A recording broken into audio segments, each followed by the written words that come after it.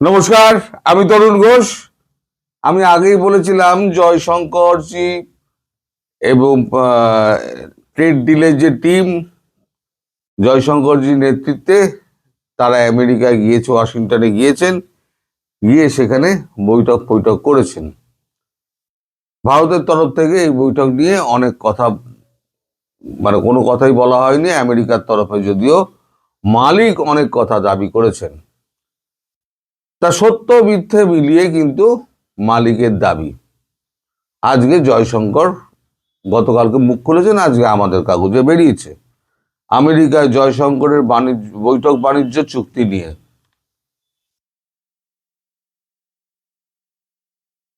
উনি একদম পরিষ্কার, উনি মিথ্যে কথা বলেন না, যা বলেন পরিষ্কার মুখের ওপর বলে দেন। আমি পুরো রিপোর্টটা পড়ছি, তাহলেই আপনারা বুঝতে পেরে যাবেন যে কতটা জল আছে আর কতটা তেল আছে। অন্য কিছু বলবো না, তেল আছে। তা মালিক তো নিজের মতো করে দুমদাম দুমদাম বলে দেন, অন্যকে কি বললো না বললো মালিকের কিছু যায় আসে না। মালিক তো জগতের মালিক, তিনি শঙ্কর প্রভু, তার আন্ডারে পৃথিবী, তিনিই পৃথিবী জন্ম দিয়েছেন, যতদিন থাকবেন তিনিই মালিক থাকবেন। এখন কতদিন মালিকগিরি চলে ততদিন দেখা যাক। এখন যাই হোক, একটা মোটামুটি একটা জায়গায় এসছে ট্রেড ডিল। কি জায়গায় এসছে আমি আপনার একটু করে পড়ে শোনাই।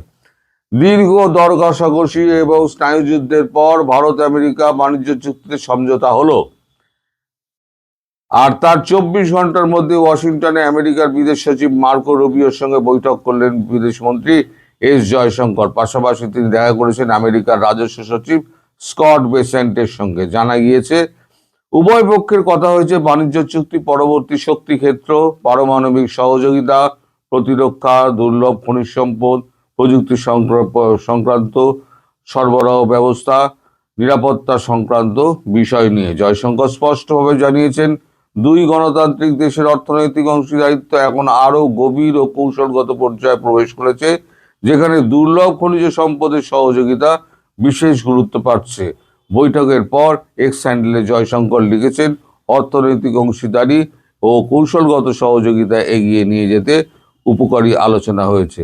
এই যে আপনার খনিজ নিয়ে যেটা হচ্ছে না, এটা হচ্ছে আপনার ক্রিটিক্যাল মিনারেলস, এর যেটা বৈঠক হচ্ছে, সমস্ত বিদেশ মন্ত্রীদের ডেকে নেওয়া হয়েছে।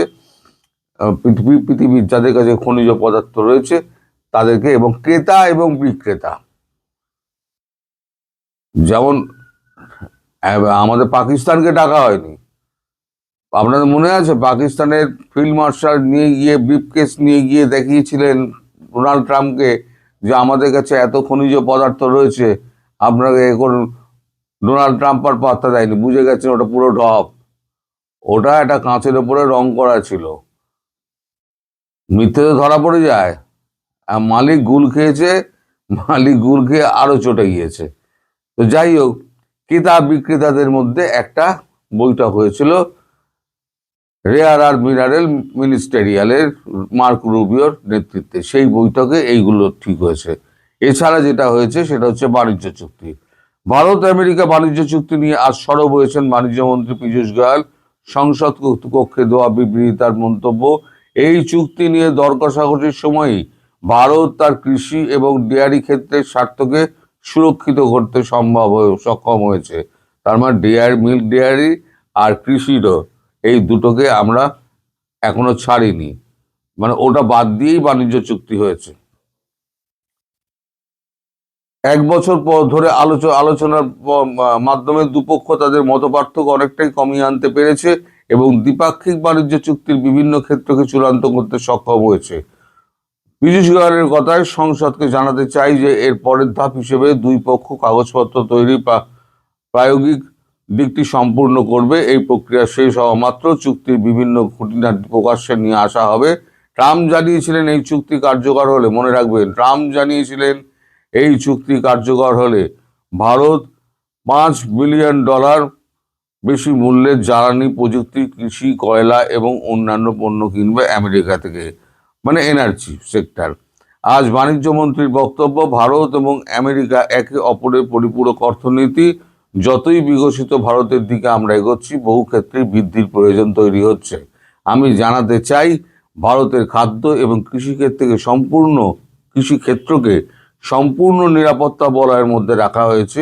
এই চুক্তির ফলে যে চুক্তিটা হয়েছে তার ফলে ছোট এবং মাঝারি শিল্প, দক্ষ শ্রমিক, শুল্ক, আধুনিক প্রযুক্তি ক্ষেত্রে নতুন সম্ভাবনা তৈরি হবে।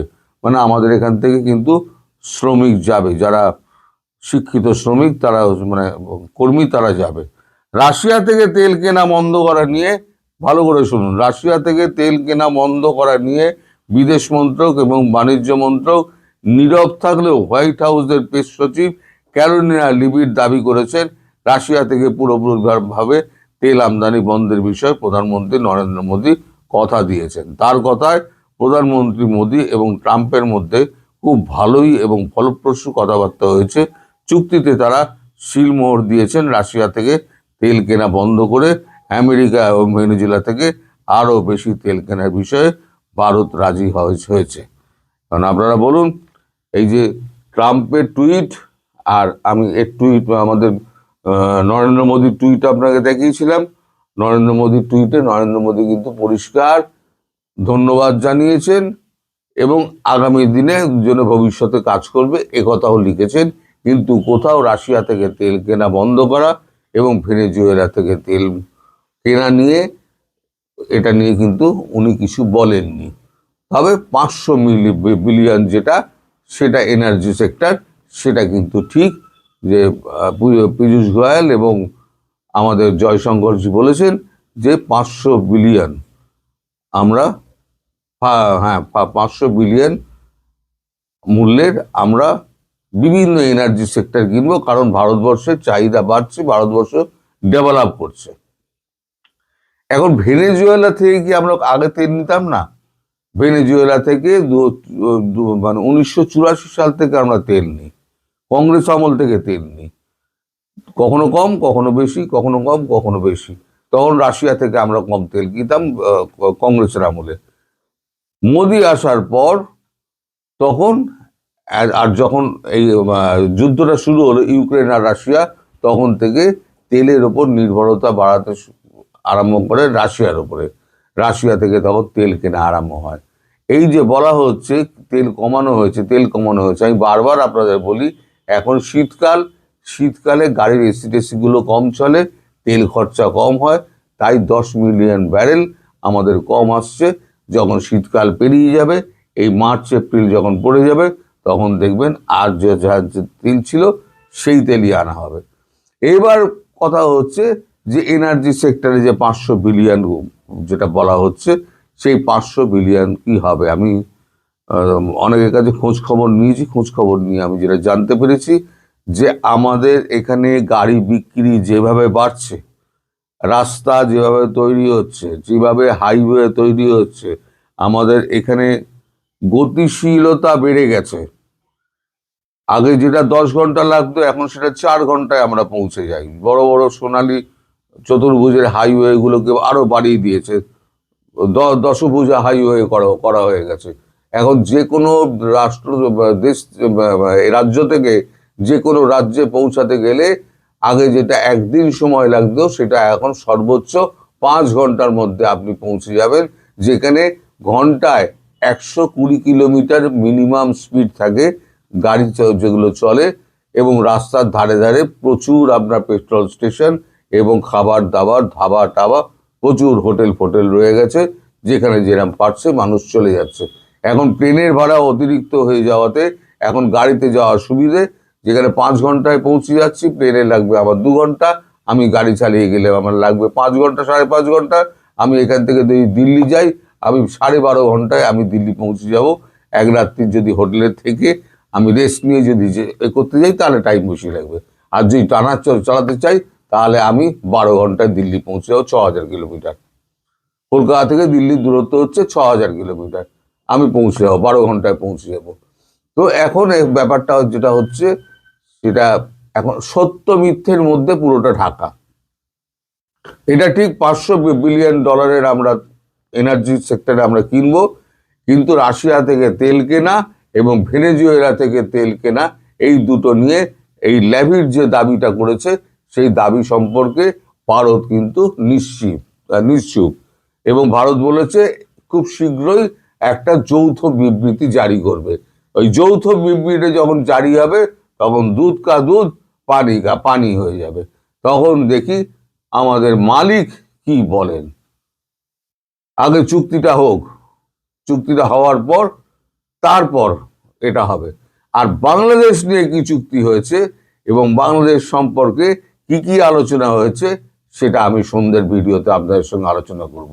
সবাই ভালো থাকবেন, সুস্থ থাকবেন, সাবধানে থাকবেন। নমস্কার।